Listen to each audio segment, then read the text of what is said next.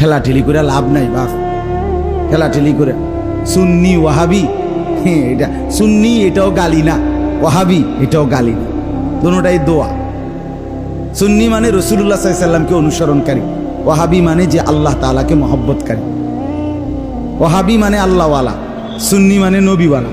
খালাস, তো একজন মুসলমান আমরা নবীওয়ালাও হওয়া চাই, আল্লাহওয়ালাও হওয়া চাই। কথা বুঝেন না? চলেন মিলেমিশে আমরা সবাই আল্লাহকেও ভালোবাসি, রসুলকেও ভালোবাসি, সাল্লাল্লাহু আলাইহি ওয়াসাল্লাম, নবীকেও ভালোবাসি, সবাই ভালোবাসি, সবাই ভালোবাসি।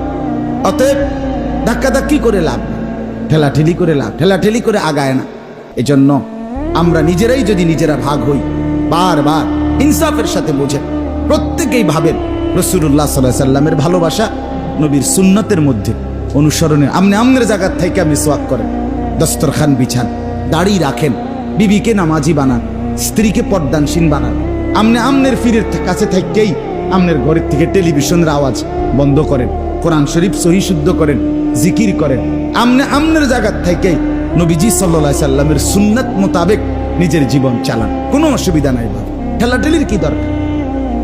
সবাই মিলে মিশে যেন আমরা জান্নাতি হতে পারি, আল্লাহ তৌফিক দান করেন।